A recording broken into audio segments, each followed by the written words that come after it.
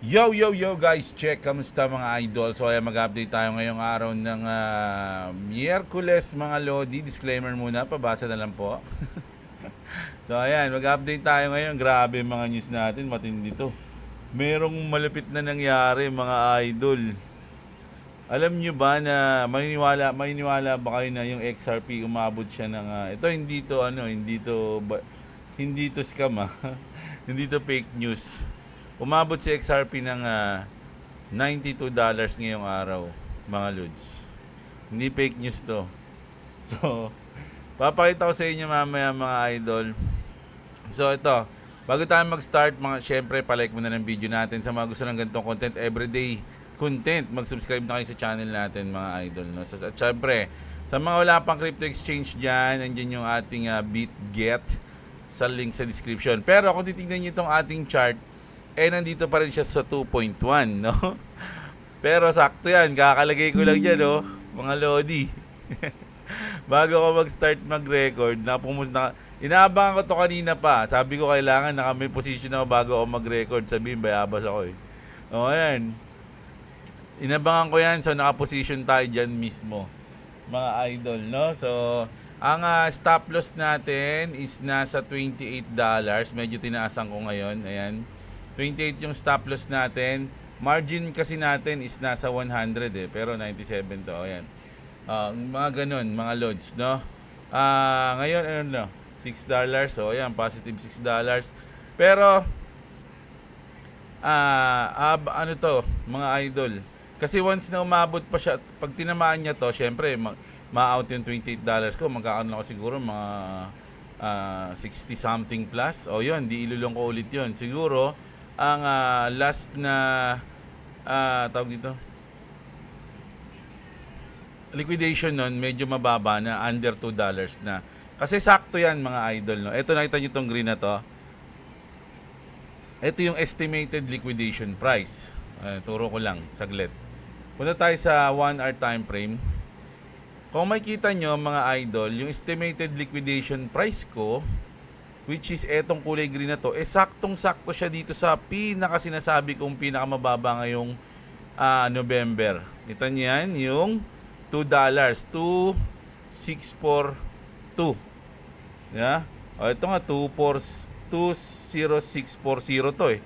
Yung ating liquidation, mga idol. Pero syempre, hindi ko yun sasagad dyan. Kaya nga tayo may stop loss dito. So, once na may stop loss tamaan yan, mag-position ulit tayo ng long. So, bababa na rin yung ating liquidation price. Siguro mga nasa under $2 na siya. Diba? So, ganun. Ganun yung anuhin natin. Yung 100 natin, 100 USDT natin, susugal natin. Pero pag bumaba lang Pero syempre, pag tumaas to, maglalak profit ako, of course. Mga idol, di ba? Ayan, sakto. Unang umabot. Nawala na ako ng pag-asa kanina eh. Ang tagal eh. Kumbaga, ayan, dito. Tapos umangat. Hindi ko na tiyempohan. Sayang, naka-profit na sana ako dito. Kita nyo, pangatlong beses na siya nag-bounce dito ngayong araw. 1, 2, 3. Di ba? Yung ating hinihintay na yung support na yan. Grabe yan, mga idol. No? So, ayan, mag-news na tayo ngayon. Sabihin na natin, puntahan na natin ang pinakamalupit na news. Although ang ating crypto bubble is ganito, yan, alam nyo na yan. Parang console lang ulit. Ito ang pinakamalupit na news mga idol. Ayan. Confirm, no? I can confirm the XRP price move to halos 92 to. Kasi yung sa kanya 91.6 eh. No, on Kraken, no? 5:19 AM CET Amsterdam. This happens on 1 minute time frame. So sa loob ng 1 minute time frame mga lodi, may pumitik ng $91, no, yung XRP. Pero bago mangyari yon mga lodi, nag-drop muna siya. Nakita niyo yan? Nag-drop ng 0.00027. Grabe, no? So ayan nga, sabi nga dito mga lodi, the price of XRP has reached 90 on Kraken. I think they finally flipped the switch. They're preparing the price of XRP for the biggest supply shock in history. Pero kung titignan nyo mga idol nauna yung laglag, no? Ng 0.002 bago lumipad ng $90. Grabe yun. Mga idol, may mga glitch na nangyayaring ganun. Kung nakaset yung order mo nun, grabe yun mga lodi. Pero kasi usually nangyayari yan sa mga crypto exchange. No? Hindi natin alam. Pero nangyayari yan sa mga crypto exchange, mga lods. No? Hindi sa lahat ng crypto exchange. Pwedeng sa, ayan, tulad nito, sa Kraken lang. O kaya pwedeng mangyari sa Binance lang. Pero ito sa Kraken. No? Pero marami ring user ang Kraken, mga lodi. Matagal na yan. Mga OG nga halos nandyan eh. Tsaka ano yan eh, US base. No? So marami din dyan mga loads. Pero grabe yung nangyari, no? $90 mga lodi si XRP. Grabe yun ha. Na-flip na ba yung switch? Tinesting lang. Tinesting lang, patay sindi. Una pinatay, tapos sinindihan. Patay sindi, ganun. Grabe, no? Diba? Oh, speaking of chart, mga lodi, eto, napakatindi rin nito, mga lodi. Speaking, bang! Nakita nyo to? Mga idol? Guess the chart, pero hindi siya crypto. Pero alam natin kung ano tong chart na to. O kilala natin to. Mga lodi, yung biglang bumagsak na yan. Sabihin na natin, yan ay ang Villar Land Holding Corporation. Yun yung sabi dito sa mga comment din kasi, mga lods, no? Ayan, kita nyo, bumagsak yung ano nila, ano, stock. Yung iba kasi nag-ano pa eh. Nag-guess, so. Yung iba, Netflix, no? Ito sabi, rug pull investor ng mga bilyar. Oh, correct, sabi, mga idol, nag-rug pull daw. Oh, rug pull ni Papa M. Grabe, no? From 2,000 plus 2,3 magto-2,4, baba ng ano, biglang bumaba ng 400. Grabe yun, ha? 'Di ba? Ano to?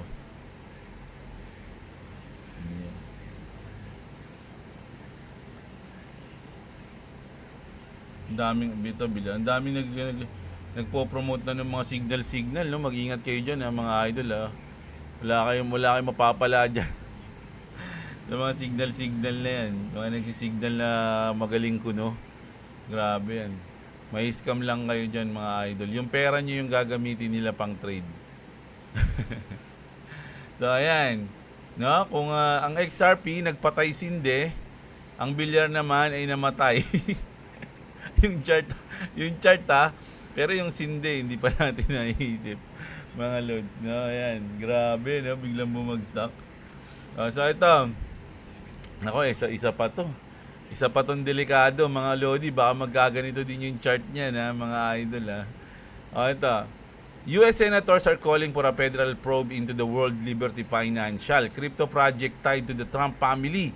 So nagkaroon kasi ng issue dito sa TradFi, sa World Liberty Financial, mga lods, na token o crypto to ng mga Trump, 'di ba? Lalong-lalo na yung mga anak ni Trump, si Trump Jr., si Eric Trump. No, si Baron wala yun, tahimik lang yun, mga lodi, pero ayun yung magiging next na president. Sa tingin ko, mga idol, si Baron Trump, no? Si Batman yun eh, ang tangkad nun, grabe si Baron, no? Ito.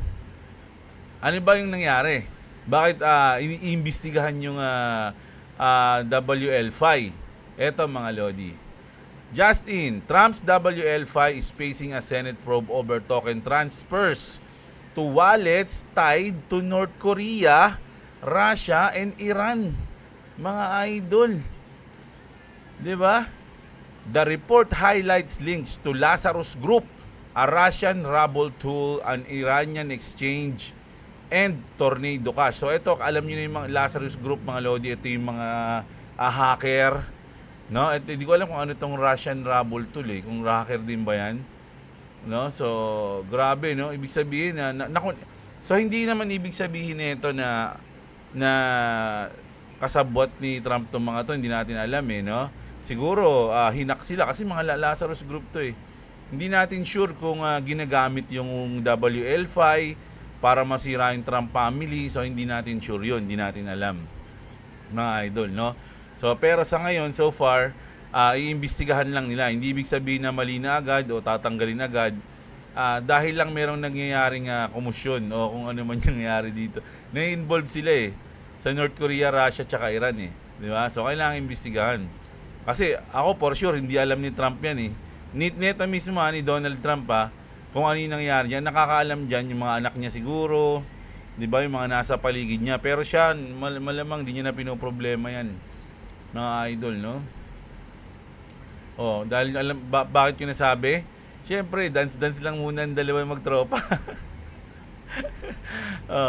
Nagda-dance si Daddy Trump tsaka si Elon Musk, mga idol. Grabe yung isayaw ni Trump, no? Ang kulit din yan Si Melania, panis. Ayan yung mami ni Baron. Pero, ayan. Ano yun? Anong dance move yun, Daddy? So, masaya si Trump ngayon, mga idol. Kasama niya pa si Elon. Ang awkward ng moment na to, para mga dalawang magkagalit na bata na magkatabi, tapos nagsasayaw, hindi nagtitinginan. Ang kulit ng moment na yun Ayan grabe. Pansinin niyo yun. Basta sasayaw lang ako dito. Tumingis pa si Elon. Pagtingin ni Elon kasi hindi natingin sa kanya si Trump ayan. Akala niya tumingin sa kanya. Magbabatian na sana sila, kaya lang hindi siya nagtagpo ng mata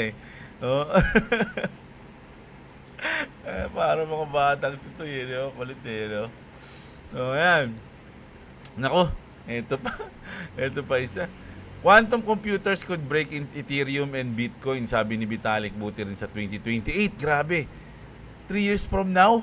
2 years na lang actually. Ay hindi, 3 years pala. 2025 pala. 2 years? 3 years, I mean. He warned the quantum computing could break the elliptic curve, cryptography, securing Ethereum and Bitcoin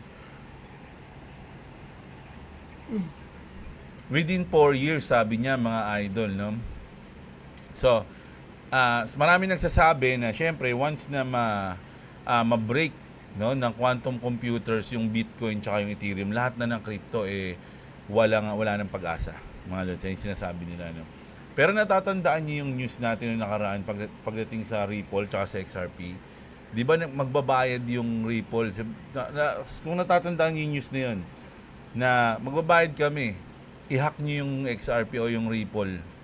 Mga white hackers yun mga idol. Kumbaga yung mga magagaling na yun, bibigyan sila ng chance ng Ripple na i-hack yung kanilang technology para once na ma-hack, ibig sabihin malalaman nila kung ano yung flaws at doon nila aayusin, mga idol, no? So simula noon, wala pang nababalita na na-hack o meron na nagtagumpay na makita ang flaws ng technology ng Ripple o ng XRP. Pero hindi ko sinasabi na imposible siyang ma-hack ng quantum computer. Hindi ko sinasabi 'yon.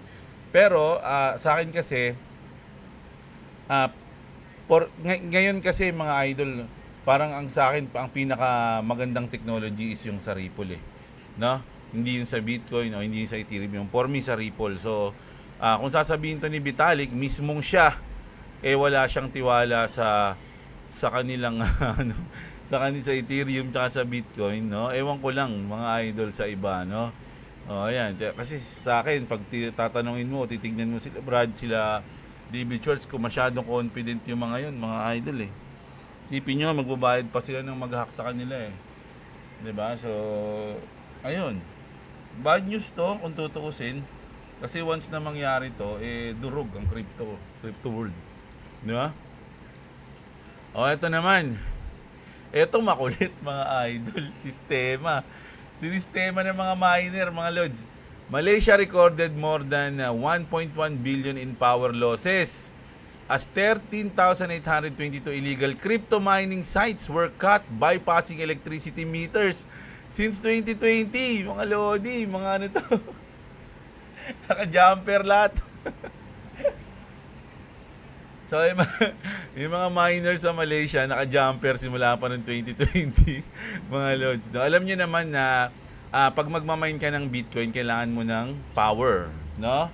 So, yung mga miner, nag-jumper. Simula 2020, 5 years na silang naka-jumper mga lods. Kaya ang estimated na power losses ng Malaysia is nasa 1.1 billion dollars. Grabe. Magulang Magulang mga idol, no? Ito na si Calbon. Ako, yari tayo dito. Mga idol. Pero ito, good news tong sinabi din. Para sa atin kasi bad news to, in 2000 eh. Sabi dito ni Jim Cramer, oversold na raw mga Lodi, no? Buy everything na, sabi dito ni Ali. Oo nga kasi hindi, mali eh. Dapat overbought. Kasi kapag overbought, maraming bumibili, di ba? So, hindi, tama. Na? Oversold. So, ibig sabihin, dapat overbought. Bibili na ngayon. Bibili na tayo. Tama ba? Oo. Pero dahil siya yung nagsabi na we are not oversold, we are overbought, ibig sabihin. Ang gulo. Not oversold, on which time frame? And then again. Isn't this the closest things markets get to buy signal these days? If Cramer says not oversold, I'm buying immediately. Ibig sabihin, positive pala to. Dapat, no? Kasi inverse nga siya. Pero kanina lang, nag-tweet na naman tumigil ito ni Jim Cramer eh. Jim Cramer calls out BTC market. Feels like a Caval is trying to keep Bitcoin above 90K. I like Bitcoin, but not the derivatives build to play it or game it or mine it. So gusto niya raw yung Bitcoin pero hindi niya gusto yung kung paano siya yung binild, paano laruin at kung paano i-mine. Di ba? So hindi ko alam kung anong ibig sabihin nun. Kung i-inverse natin yun, anong pwede mangyari. Di ba? So ayan. Tapos, ang kulit ni Jim Cramer, di na ito nag-tweet ngayon eh, mga Lodi, nakaka-apekto sa market to, sa totoo lang eh. Di ba? Sorry, tweet pa mo, init. Ayan. So, ito yung aabangan nating news ngayon. Ay, hindi. Mamaya ba? Mamayang 3:00 ng madaling araw, which is ang FOMC meeting today. Fed releases its policy statement 2 p.m. Pero nandito na yan mga lods eh. Asan na ba yung ating Forex calendar? Unemployment claims pala kagabi, no? Ay, nung Miyerkules, tama. Ay, na Martes, kagabi nga. So, ito, Thursday, mamayang madaling araw. Ayan, naku, madaling araw to mga idol. FOMC meeting minutes, mga lods, no? Madaling araw. 3 a.m. Naku, kailangan natin gumising ng 3 a.m. nito. Titignan natin yung trade natin. Baka biglang bumagsak. No? Hindi natin alam yung sasabihin ni Jerome eh. Tapos, gabi naman, ito na yung average hourly earnings, no? Ito, tentative unemployment claims, mga Lodi. And Friday natin yung service PMI, mga idol, no? So, ayan. Ayan, tignan ko nga ulit. 10 USDT na. Profit na natin to. Adiin ako ngayon eh. Ba ayaw gumalaw Ba't tayo mo gumalaw? Kung ano nangyari sa'yo, naglag ka na refresh kita. Ayun mga Lodi, no? So ayun yung news natin ngayon, no? Legit naman talaga na $91 yung XRP. Siguro tinesting nila kung ano mangyayari, mga Lods. Siguro tinignan nila kung ano yung ang ginawa nila. Ito kung magpe-play to sa lahat ng mga naka-position, lunod dito yung mga idol. No? Ubos ang mga nakalong dito, tas ubos din yung mga naka-short dito sa ilang minuto lang na nangyari. 'Di ba? Kung magpe-play yan, ako may mga trade sa XRP lahat ng nakalong, bang, ubos ipin nyo 0.002. Kahit na 1% lang leverage mo dyan, nakain yan eh. So sa lahat naman naka-short, wala, talagang kain kayo lahat. Di ba? Grabe, no? Ayan. So, sana. Ayan talaga. Grabe naman to. Mamaya, pag umakit-akit na to ng konti, halimbawa, babasagin niya tong resistance na to. Magpi 50% na ako dito agad, no? Ayun lang, 50% tayo. I mean 40% pala, hindi 50%. Medyo bababa tayo sa 50% ng konti pag nakalong eh. Pero pag naka-short tayo, pag gusto ko na, wala nang percent doon. Ang tinitignan ko doon kung yung magandang position ng long. Ganun yung tinitignan ko doon eh. So ayan, ayun yung news natin. Pero basa tayo comment mga idol, no? Siyempre, promise is promise. Basa tayo comment mga lodi. Ayun. No? Ay, hindi ko pala nalagyan ng ano to. Yung ano, crypto trending. Talagang ano lang. Aras na. 2,700 pieces of XRP holders from South Korea. Pang long term na to, boss. Shout out bossing si Bonsky. Oy, idol. Congratulations agad sa iyo. Dami na niyan ha. Sana all. Idol, di ko na alam kung ano i-comment ko. Sabi niya si shout out sa iyo. Ayan, DJ Kuya Ali. Si Raul Pal. Parang wag naman. Uy, wag naman. Sabi nga. Meow si shoutout sa'yo. Si DJ Ali. Si Irene Bercades. Kasalanan niya ng mga bumoto. Ito pala mga idol, no? Actually, kanina ko lang pinanood. Totoo to, legit. Kasi nakikita ko lang yung salita ni Amy. Sa TikTok lang, putol-putol. Tapos ginagawa pang memes. 'Di ba? Pero kanina napanood ko siya ng tawag dito ng kompleto. Grabe pala 'yun. Mga loads, nakakaano pala 'yun, nakakalungkot na nakakasad. Ng English lang eh, no? No, kasi daman-dama ko siya mga idol kasi panganay ako eh. So medyo alam ko yung yung habang nagsasalita siya, nararamdaman ko yung ano niya. Ewan ko kung may over lang ako kanina kaya tamang emo ko ah. Pero nung pinapanood ko siya, grabe yun mga idol. Parang hindi na politics yung sinabi niya dun eh. Parang for family na lang yun. Ako kung tutusin, wala akong pakialam dyan kay BBM eh. Lagi ko ang sinasabi, mga mayamang ano yan.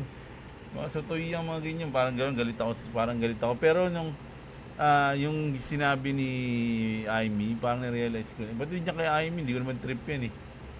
Pero nung nagsalita siya, nalungkot ako. Parang bigla ako siyang narespeto ng matindi rin, hindi konti eh. Parang bumilib ako sa kanya dahil sinabi niya yun. Kasi para sa akin lang to, magkakaiba tayo ng opinion, lalo na kung may mga kulay kayo. Para sa akin, hindi politika yung sinabi niya. Parang sinabi niya lang talaga yun dahil mahal niya yung kapatid niya. Ganun lang yung paintindi ko doon.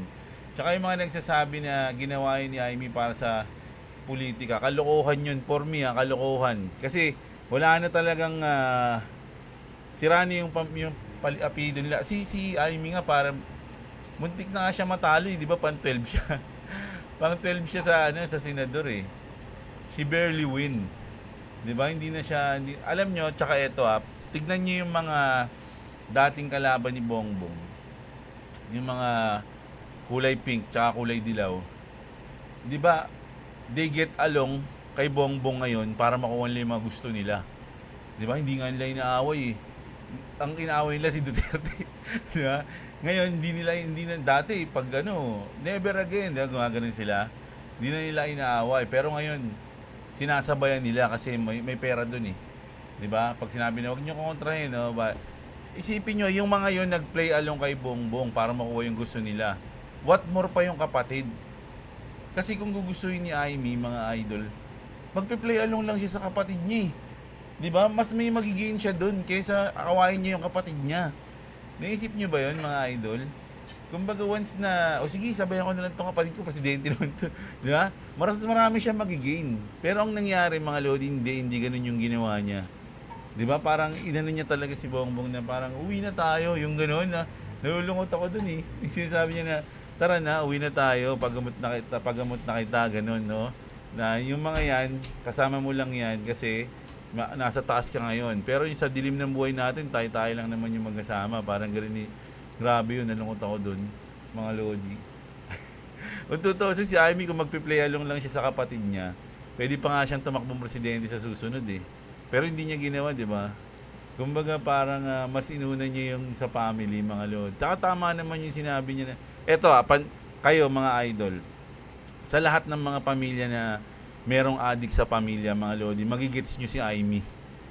Kasi kahit na gaano katino yung pamilya nyo, kunyari 10 kayo, 5 kayo, o kung ilang kayo, pero kung may isang adik doon, mga lodi, magulo. Kumbaga hindi siya maganda. So kailangan hangga't maaari maayos niyo yung isang tao na yun, yung pamilya na yun. So ito opinion ko lang to ha. Alam ko marami magagalit sa akin diyan, mga idol, dahil merong mga may mga bongbong natics dito eh. Pero yun yung naramdaman ko ngayon kanina ko lang talaga pinanood na kompleto yun. Habang nagugas ako ng plato, sakto nag-play sa YouTube. So pinakinggan ko siya, sabi ko, grabe yun mga lods kumbaga ayun lang sa akin, mas magigain siya kung nag-play along siya sa kapatid niya o sinabayan niya lang yung kapatid niya pero hindi niya ginawa, 'di ba? Mas pinili niya yun. Kumbaga bilang lang sa yung mga politiko na gustong iwanin yung kapangyarihan para ayusin yung pamilya, di siya nagsabi nun, 'di ba? Tara na, alis na tayo, iwanan na natin yung mga yan. Kumbaga parang kasi matatanda na yun, mga lods. Si Bongbong 68 na yun si Aimee 70. Di ba? So parang sinabi niya, tara na, pahinga na tayo. Kumbaga, huwag na nating danasin tong mga hirap na to, paggamot ka na, ganun. Baka si mami, sa susunod nakita ko sa'yo, mamatay ka na Di ba? Ma-overdose ka na Di ba? Yung ganun. So, parang nakita ko yung pag-alala ni Aimee dun. Yun lang kahit nagalit ako dun dati. Kasi ayun nga yun na alam ko naman na alam niya yun, pero hindi niya sinasabi. Dun niya lang sinabi. So, yung iba nagagalit sa kanya, ba't ngayon mo lang sinabi yan, ganito ganyan. Tapos sinabi na nga, nagagalit ka pa rin, ano pang gusto mo? Diba? Pero ayun, yun yung opinion ko doon kasi nabanggit ni Irene ayun yung sa akin doon, mga lods, Grabe, dami ko rin naman comment sa mga issue Yornero, shoutout sa'yo, si John Paul. Idol from Newfoundland, Canada. Basta naniniwala ako sa purpose at goal ng XRP for the future and XRP na hawak ko. Ayan, congrats agad sa'yo, idol. Si John Robert Damdam. Basta ako, tiwala lang kay XRP. Sakto title ng video mo, boss. Jeb, sa akin kasi last na bili ko na to. Nagagalit na ang asawa ko, sabi niya. Puro buy the dip pero onti na lang, 4 digits na si XRP. Sabi niya, masaya pa rin ako kahit ganun. Salamat, Boss Jeb. Papaldo tayo this year and next year and next more year pa. So, ayan ang pinakamaganda para sa anak at pamilya natin. Ganun ka-importante yung pamilya, di ba? Mga idol. Kumbaga sabi nga nila masira ka na sa politika, wag ka lang masira sa pamilya mo. Ganun yun yung naririnig ko lang. Benta ko na Bitcoin ko, idol, para madagdagan ko na XRP wallet ko. Ang tagal kong pinag-isipan to. Kaya gumaan na ang aking pakiramdam. Ayan, let's go. Ayan, sabi ni Jobic, Gaming PH, kaka-bullish nila lalo nang bumagsak i-manipulate na naman yan. Ayan, sabi ni Gaming PH. Nasa institution na kung may bull run o wala. Abang lang talaga, hindi rin makapag-position. 2 day na ako nag-aabang, sabi ni Idol. Tapos gawing AI, i-launch na yung mga nuclear.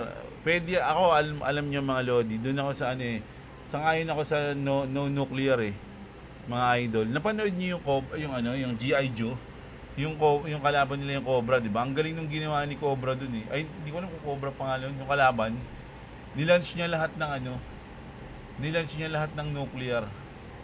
Tsaka yung kay rin, sa X-Men, si Apocalypse, binalipad niya lahat ng nuclear, tapos pinasabog niya sa taas. Wala na kayong mga nuclear ngayon. Kung maglalabang kayo, bakbakan na lang ulit. Siguro magiging malakas na weapon nun is drone. Ayun, pero yung mga nuclear sa nuclear kasi mga idol, hindi lang mga tao, sobrang daming tao na inosente mamamatay, pati yung mundo masisira. Pero kung bakbakan lang kayo ng mga barilan, drone, di ba? Hindi niyo masira yung mundo. Di ba? Kumbaga limited lang yung magagawa niyo sira, kumbaga. Ayan.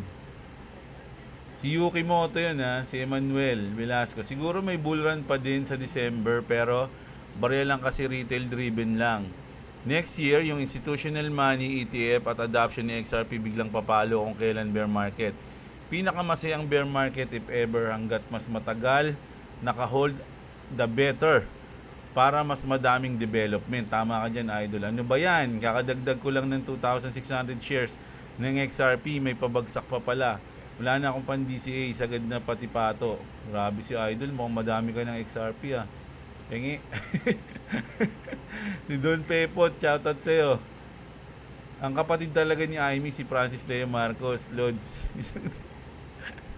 Francis Leo Marcos yun, kadiri yun, you know? Napapanood ko yun mga Lods kasi pinapanood ko si Makagago eh. Kaya lang kasi ngayon wala na siya ibang topic kundi si ano na lang eh. Si Leo Marcos eh. Pero yung mga vlog ni Pugenius ba yun? Sa Facebook lang yun eh, di ba? Nakikita ko yun, pinalo ko yun eh. Grabe yung mga ngayon mabait na siya, no? Bumabait na siya ngayon, no? Pero wala yun, mga Lods, pampalabas niya lang yun. Tama yun, durugin ni MG yun. Durugin siya ni MG. Oo nga, no? Parang magkamukha si Amy tsaka si maputi lang si Amy, no? Oh. Di ka libreng sutoy. Si FLM. Hindi ka libreng sutoy. Yan, grabe yun mga Lods. Nag-enjoy ako panoorin yun eh. Ang dami nang lumalabas na nilalaglag na siya eh, no? Grabe pala yun. Lisa Yunson, shoutout sa'yo. Boss J. Si MB Floor. Lihiti mo yan si Egrag. Pagdating sa TA. Nag-start ako crypto 2020. Si Egrag lang nakikita ko effective ang mga TA. O, di ba? OG rin kasi yun si Egrag eh, mga Lods eh. Si LA Gaming, fake news daw yung tungkol sa SEC load, sabi ni Grok. Anong sa SEC? Ano yun? Nakalimutan ko na. Ano ba yung sinabi ko doon kanina? Mag-effect pa ba kaya yung November 28 strategy, Lodi? Ayun nga eh. Oo nga, no? November 19 na pala. Marami kasing mga strategy, mga idol eh. Isa din yung November 28, which is, kung titignan mo yung history, okay naman siya, di ba? Epektibo. So ngayon, hindi natin alam kung mag-i-effect siya. Titignan natin, malapit na pala yan. Taragis yan, no? Oo nga, November 28, titignan natin. Pero mga idol, yung November 28, sa Bitcoin yan ha, hindi yan sa lahat ha. Yung November 28, Bitcoin yung usually nagpe-play to, hindi sa ibang mga crypto. No? Disley, shoutout sa'yo. Christian Oliver. Buti na lang nakatalpak sa Sachi. Durog port ko sa alts, baba pa yan, 88k BTC. Ano na ba yung Sachi ngayon? Parang nakita ko sa post ni Idol KGX, medyo ay, lumipad din pala. Tignan nga natin sa loob ng, ay hindi, bumaba pala siya dito ng konti. 7 days. Bumaba siya, no? Lumipad siya ng 0.3 eh. Pero nag-drop siya ng konti, max. Ano max nito? Ay, ano ba yung max niya? Okay. So, mga nandito siya ngayon. Hirap bumili niyan. Sa akin ngayon, mahirap. Ewan ko lang. Kasi, hindi mo alam kung anong utility nito eh. Hindi ko alam. Hindi ko siguro inaaral. Wala. Hindi ko alam yan. Pero good luck at congrats sa inyo kung panalo kayo dyan. Ferdinand, shoutout sa iyo. Boss Jeb, wag mo na hilingin bumagsak pa. Konti na lang ako sa pagpapaliparin ni Missy. Nung paldo mga hold ko, ang bait sa akin ngayon. Drop lahat ng hold ko. Lagi na lang may tulo sa akin. Grabe. Si BJ, sabi niya, hold your coin, sell your missis. Grabe naman yan, idol. Si Bane Master. Ayan, grabe ka. Sabi mo, paperless lang yan. Hindi naman nagbago yung mo eh. Yung bilang ng coins mo. Bumaba lang yung presyo. Babalik din yan, idol. Easy. Kompleto na naman ng araw, oras mapanood na kay Sir Jeblo. Update na uli ako sa Crypto News ni Idol. Thanks. Sabi ni Romel Babiera. Salad Channel, totoo yun, Lods. Bago ang patimpalak ng Miss Pageant noon, may balita na nakipagkasundo si Imelda noon kay Lacson, mayor ng Maynila. Si Lacson naging... may Lacson ba naging mayor ng Maynila? Alam ko si Lim. Alam ko si Lim. Sure ba yan, Idol? Di ko kasi alam yan eh. Philhabis, always shoutout sa'yo, Idol. Parang yung SEC binabantayan lang si XRP nung na-approve sa kanan nila iniiwan ang crypto. Grabe, ano kaya meron kay XRP? Bakit parang may pumipigil sa pag-angat niya? Anti-pray at naniniwala ako na aangat din ng malalayan si XRP. Salamat sa update. Shoutout sa lahat yan. Shoutout sa Idol Philhabis ha. Kailan kaya makukulong si malapit na, patong-patong na daw yung kaso mga lods eh. Dami ng dami na nagsampa mga idol. Sa Inidoro na nga doon siya natutulog. Sa Inidoro na ako natutulog pare. Sabi niya ganoon sa boses oh. Tawan-tawa ako doon eh. Kailan kaya si Maria Juana na. Si Cruzac, ayan. Boss J, ikaw ba yan sa thumbnail? Sino ba yung ginawa kong thumbnail dito? Nakalimutan ko na eh. Ay, baka nandito pa. Eto? Hindi ako yan. Ayan. Si Justin Mark, trading good mindset. Ayan, sabi ni Idol. Baka nag-out ng mga whales na nasangkot dyan sa mga files na yan. Kaya nag-dump si BTC. Pwede rin. Lilipad yan pag nawalan ng pag-asa mga tao. Kaya hold lang tayo. Tama to mga lods. Baka meron pa silang huling pang shakeout eh. Pero sa tingin ko, may hirapan na sila eh.